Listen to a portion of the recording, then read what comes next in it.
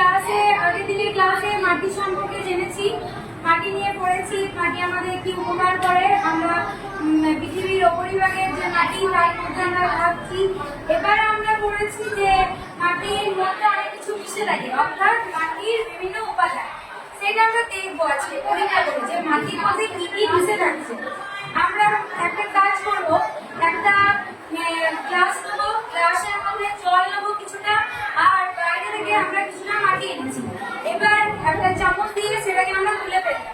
এবার তোমরা দেখো আমার হাতে একটা গ্লাস আছে, পরীক্ষাটা কি করে করেছি, আমি বাইরে থেকে জলে গ্লাসের নিচের দিকে রাখলাম, আর কিছু জমা হয়ে আছে, আর উপরের দিকে কিছু ভাসছে, আর এই মিডিলে দেখো কিছু ঘন হয়ে আছে, যেটা হয়তো আমরা এখন জলটা আমাদের অনেকটা বেশি সাদা মিশ্রিত হলে জলটার কালারটা চেঞ্জ হয়ে গেছে, তারা ভালো করে তারা বুঝতে পারছি।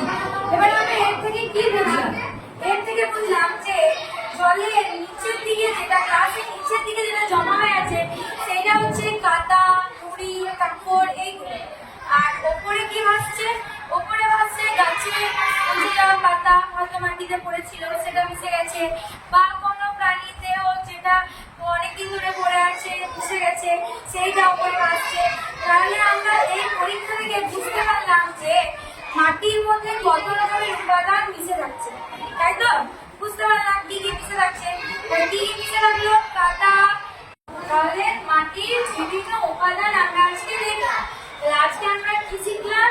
যে মাটির মধ্যে কি কি মিশে থাকছে, আর সেইগুলো কিভাবে পৃথক করে আমরা বুঝবো, সেই পরীক্ষার সাহায্যে আমরা আজকে বুঝতে পারলাম। আমরা এরপরে আরো জানবো যে মাটির উপাদানগুলোর ভিত্তিতে মাটি কি রকম হয়, কয় ভাগে ভাগ করা যায়, মাটির উপাদানগুলো কোথায়, কোন মাটি থাকে, সেই মাটি কিরকম, সেই মাটির উপকারিতা, সেই সম্পর্কে আমরা জানবো।